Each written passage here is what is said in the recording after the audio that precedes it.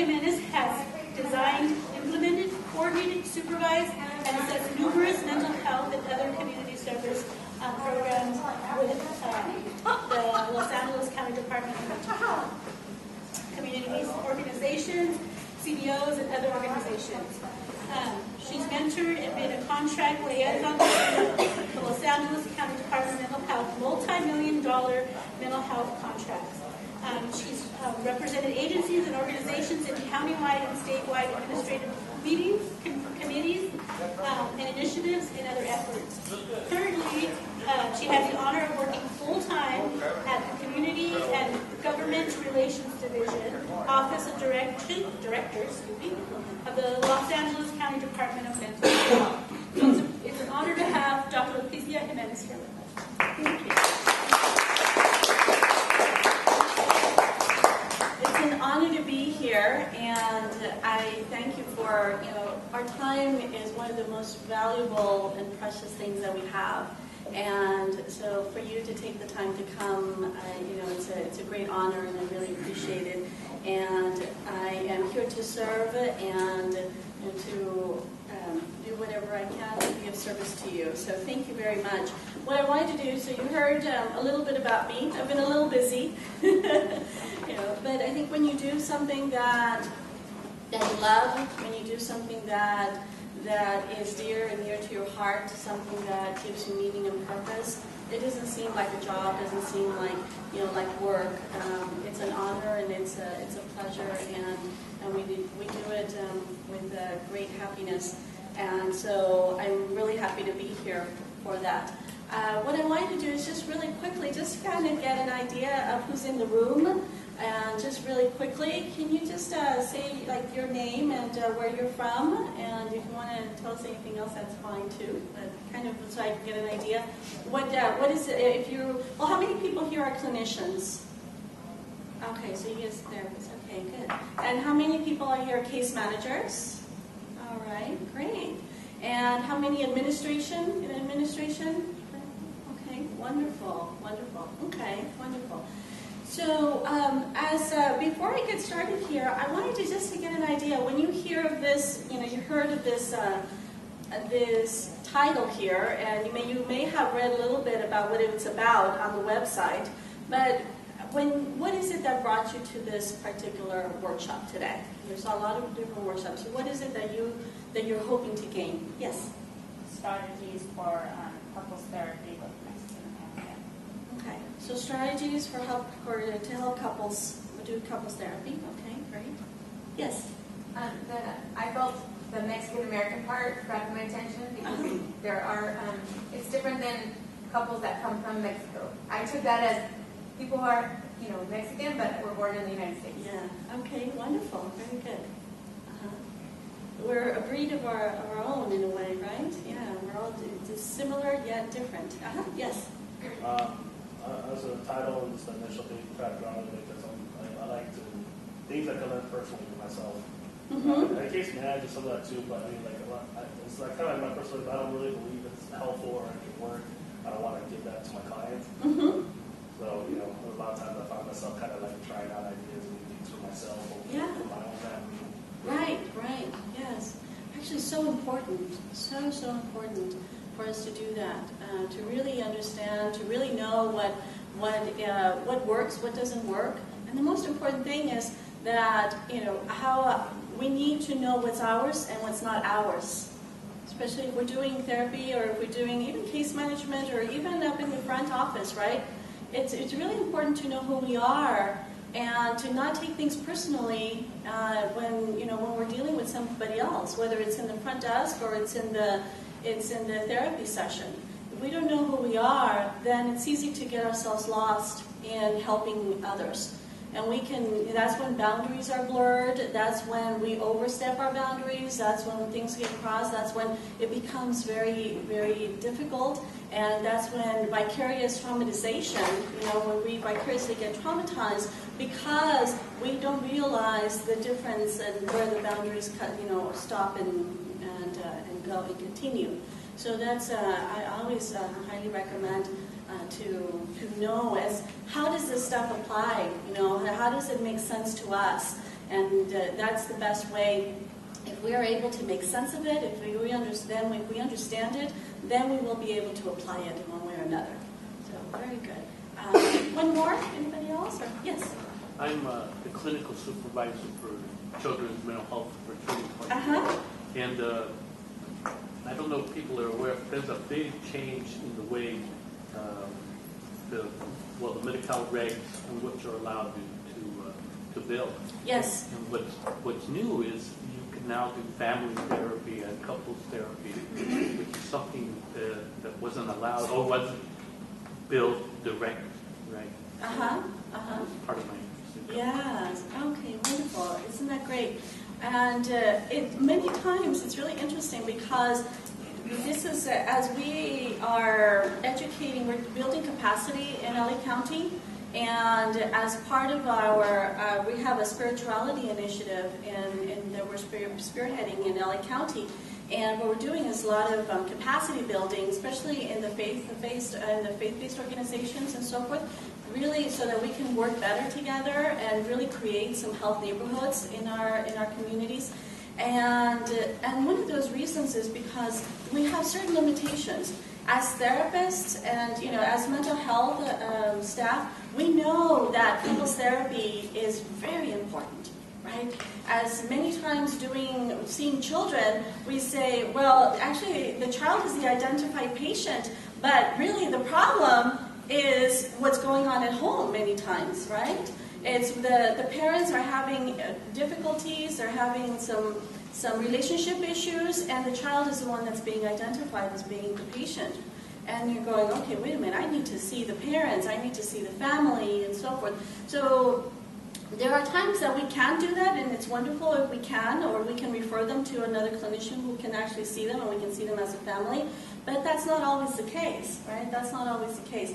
And so it's really, really important that we know our limitations, and we try to always expand our knowledge and so forth. So the other thing that was not in my bio in there is that I'm actually the founder of Start Again, Not Over. And it's a helping hands organization that helps people through transitions in life and helps them. The whole platform is about helping us go through the different transitions that we encounter in our regular life events, and how do we go beyond that and come out at the other end in a much better place. And so you'll see all my information at the end, and you have it in the handsheet as well, so feel free to check it out. Now, in assisting the growth of the Mexican-American couples, one of the things is that what I did is I created a manual for the clinicians. And in the manual, it's a manual and then also a workbook for the couples themselves. And I try to make the manual as comprehensive as possible so that with the manual you would have everything that you need in the manual, and to explain some of the different topics to the couples, and then also then the workbook, the couples are able to work through different exercises and dealing with the different issues that we'll talk about. And so why did I go to Mexican-American couples? And first of all, one of the main reasons is, the gentleman back there said it very well, and this is something dear and near to my heart. I'm a Mexican-American. My parents are both born in Mexico. I was born in Mexico, actually, so I'm pretty much Mexican, but I got here when I was 6 years old, so I've been here the whole entire time that all my education and everything has been here. And so I thought, this is really interesting to me. And getting my doctorate degree, my focus is on couples therapy. And one of the reasons that I went into couples therapy is because I realized that as we were talking earlier about families and so forth, that if the head of the household, if the unit in the household is doing well, then the family is doing well. If the couple is getting along and being supportive and helping each other and really working as a unit, to make the family a better place, then the children are usually healthier and more adaptive and better development and so forth. We see that all the time. And so I always thought, well, yeah, I like to work with children, but I really want to, really work with the parents, and so that, because working with the parents is working with the children, right? It's helping the children as well. Plus, there isn't a lot out there. There isn't that we are doing that. And the other thing too is that when we think about couples, we think about like marriages, or we think about somebody living together and then like kind of a romantic couple. But in reality, couples therapy can be anything. A couple can be any time that we have a relationship with somebody else. That's a couple. And we're talking about relationships. And we are human beings, we are social human beings, and we have a relationship with someone else. And really understanding our relationship with someone else and how that plays out, whether it's within girlfriends or, just a couple of girlfriends together, or, boyfriends and girlfriends, whatever that may be, or the relationship between, mothers and children and fathers and kids and so forth. Any relationship, and when you learn about couples therapy and how to relate with other people, it really serves in everything that we do with all of our relationships. It's really very, very, very helpful. So that was one of the other reasons that I thought was really important to do this. Now, in terms of the Mexican-American couples, and one of the main reasons for this is that, as in terms of the justification, we have over, right now, as of the 2010 census, over 50.5 million Hispanic Americans we're living in the United States. And we're growing really fast, right? We're actually the fastest growing population. And out of those 31.8 million are from Mexican descent, are Mexican origin. So, you see 50 million Hispanics, over 30 million, almost 32 million are Mexican, right? And again, we are the youngest, and we're also the fastest growing population in the nation. So the more that if we help, we understand, and we are able to assist the Mexican-American couples, the more that we will actually really help, not only the families in the Mexican-American couples, but really benefit our nation as a whole. Okay? So some of the challenges that, we've heard them many times here, we know them, it's just the things that we know as a fact, and of course that have been researched. Our Mexican-American couples deal with a lot of things that other mainstream generations and mainstream couples may not be dealing with, or at least not as much. And that is discrimination, oppression, and so forth. And I'm sure I was in actually a few of the, I was very fortunate to be in some of the other workshops. And what kept coming up, right, we talked about the oppression, the discrimination, and the acculturation process.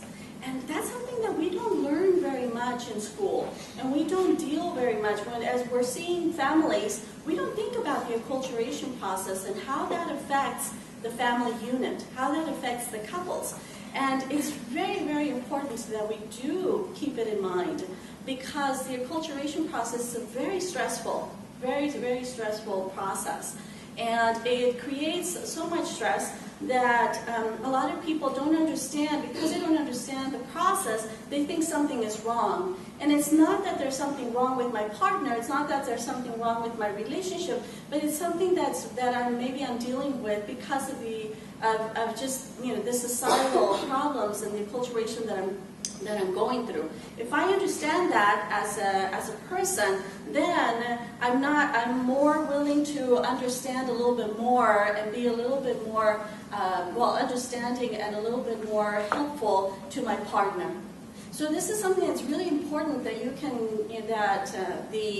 that it's important for us to teach and to help the Mexican American couples understand this process. It's like you are going through this process that's very, very difficult. It's very, very challenging. But the good thing is that you guys get to do it together. Right? You get to do it together as a unit. And that's a wonderful thing. Right? And then that way they understand, okay, now, so this is what's going on and so forth. Like we were talking about right before, right? We need to understand not only what's ours and what's not ours. When we say ours and not ours, what's actually happening as a society? What are some of the stereotypes? What are some of the things that we're going through that are actually not coming from the relationship? You know, it's not that I don't love you, it's not that you don't love me, it's not that, you know, we're having these different problems as a unit, but we are actually being oppressed, discriminated, and the stressors are coming from the outside. Now, when you see that, you know, when the couple understands that and really understands those pressures that are coming from the outside, then they can see that it's not them, it's not their relationship, right? And that it's something that's from out there, so they can actually, you know, join forces and really support and help each other from those stressors. It really makes a huge difference. Right? It makes a really, really huge difference. Does that make sense? Do you see where I'm going with that? How important that is, right? It's just like, for example, with, you know, I always, every time, you know, when I've done therapy with men, and I always say to them, you know what? It's really hard being a man when the society doesn't allow you to feel. When society doesn't allow you, why is it, and I don't know if you've had the same experience, but, you know, you have a man in therapy, most of the time the problem is anger. They're angry. They're angry. They're angry. But are they really angry? Or are they sad? Right? Are they really angry? Or are they anxious? Are they really angry? Or are they just depressed? Right? But what happens is that society says a man can only be angry. It's okay for a man to be angry. And therefore, that's the way that they express all the other, you know, all the other feelings, or most of the other feelings. Right? And for them, for men to say, oh, yeah, you know, you're right. I'm not angry. This is really sad. I'm sad that this is happening, you know, whether they verbalize or not. But if they understand that, then they can see, then we can start getting into the root of the problem, right, and really start focusing on what the issue is and really address it. Because if we just work on, well, let me help you work with your anger management. Let me give you anger management skills, and let me show you how to deal with your anger. But it's not anger that's going on. It's actually that this person is being oppressed, discriminated at work, and is feeling, you know, dehumanized. It's feeling humiliated. You know, that sort of thing. And of course, that may cause some anger, but that may also cause some sense of rejection and some sense of sadness and depression. Right? And if we don't deal with that, if we don't understand that, and if we don't help our clients understand that, then we're really, it's kind of a mixed diagnosis. And that's where we can keep going in circles. Right? We keep going in circles.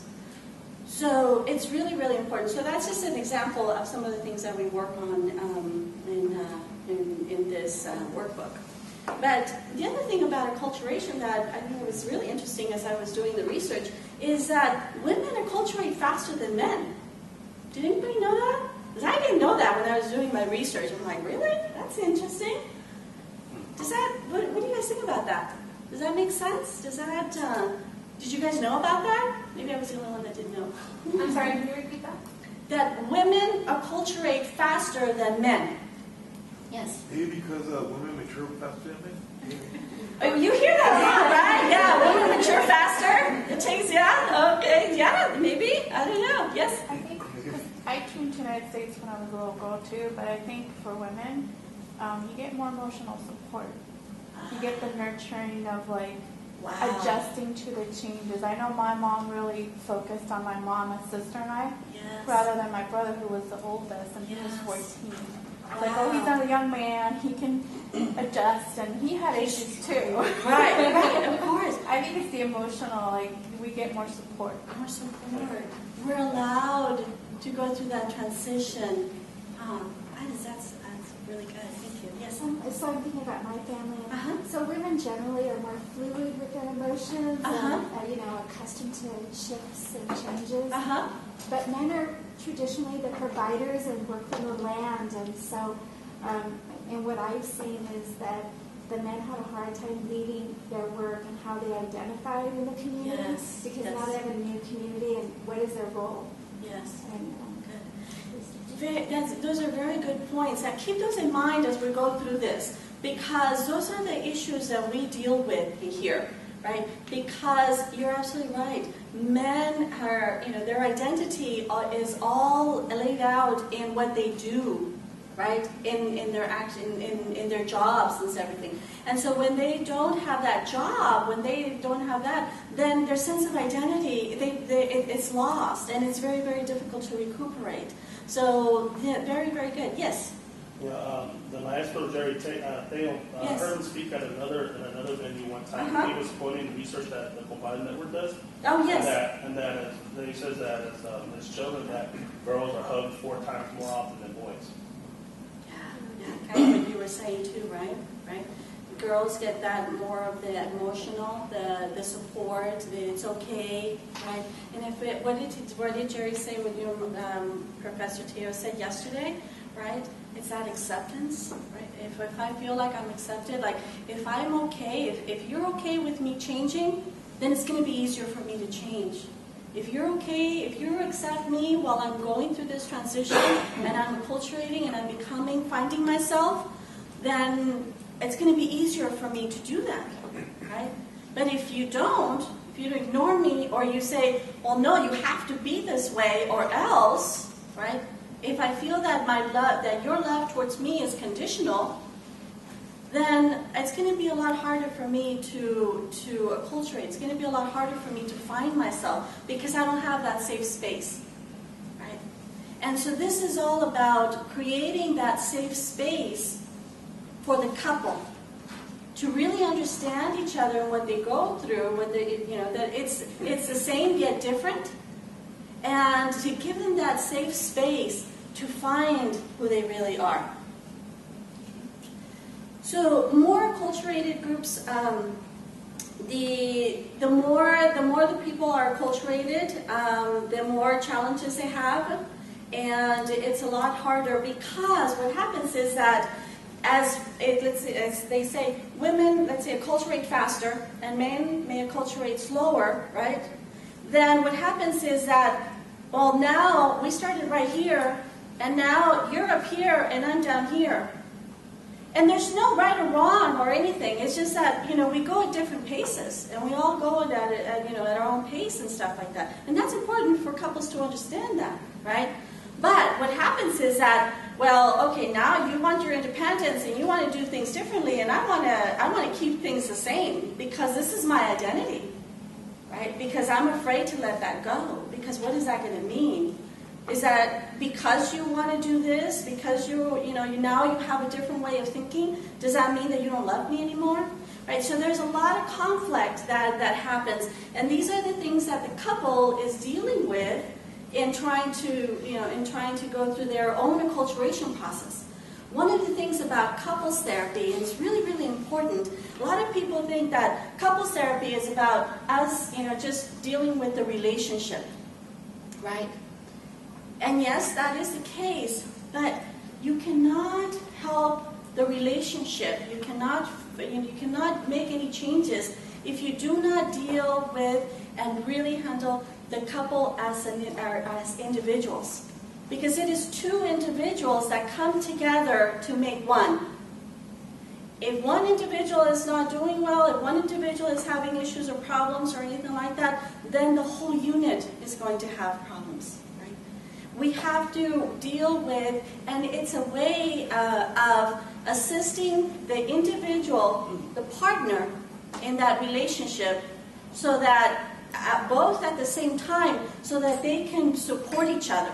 So it's kind of like doing, many times you find yourself doing kind of individual work, right? Like the individual therapy, but in the presence of the other. Now, that is difficult because it's really hard for me to open up to some really deep-rooted issues, right? Really private issues with somebody else in the room, right? But if I don't feel that I feel safe enough to do that with my own partner, do you think that I'm going to be able to go very far? And I always find it really sad, and one of the things that I like about couples therapy is that, you know, how many times have you had individuals come to you and talk to you about very private, very personal issues, and they say, oh, my wife doesn't know anything about it. Or my husband doesn't know anything about it. Oh, no, I don't want him to find out because this or that, right? It's like, whoa, that's where the problem is, right? That's where the problem is. So that's the good thing, that's the wonderful thing about, very challenging, but that is the wonderful thing about couples therapy. To deal with those issues and help them deal with them as a whole. Now, remember what Professor Teo said yesterday, right? It's about feeling accepted. If I bring my dirty laundry, right, because we always talk about therapy, it's like, oh, I can bring my dirty laundry, right? Well, we are really good at washing, so if we bring our dirty laundry and we can bring it in front of each other, and you can say, you know what, I am really scared. You know, if I have a husband that's saying, you know, I'm really scared because I feel that because you want to go to school now, that you're going to go to school and you're going to become, you know, you're going to get a degree and then you're going to leave me. That makes me scared. It's not that I don't want to support you. I know it's a good thing for you, but if that happens, then I feel that you're not going to want me anymore. And she says, what do you mean? That's why I want to go back to school, because I want to do it for us, right? We make assumptions in relationships. We make assumptions. And it's about bringing those true feelings out. And it's not about the husband not being supportive of the wife or being machista or this or that. No, he's so scared. Right? And that's just an example, but you know where I'm going with them, right? And it's these things that we bring up and as a unit to really help and support and the couple as a whole. So as we're doing that, as a result of and the sense of inequity, when there's the couple feels like there's no balance, then of course there's a lot of tension that happens and so forth, right? So why do we deal with the couple and not the individual? As I was saying before, one of the things also with Mexican American couples is no matter how acculturated they are, right? Or I should say we are, because I'm, no matter how acculturated we are very familial, right? Family is very important to us, for the most part. And again, everybody's different, and we always have to really look at when we, what the couple that's in front of us or the person that's in front of us, and not assume that everybody's going to be the same, because there's a certain acculturation level where I just, as we know, if you're aware of the acculturation different levels, there are certain acculturation levels where I totally, deny my roots, and I associate more with more of the general population, the dominant, we call it the dominant population, and then we kind of go back and forth.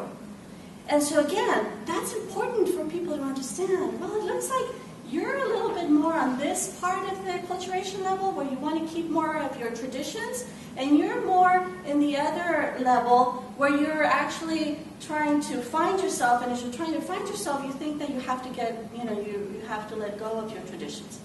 If we understand that, you're like, wow, yeah, that's true. That's exactly how I feel. Okay.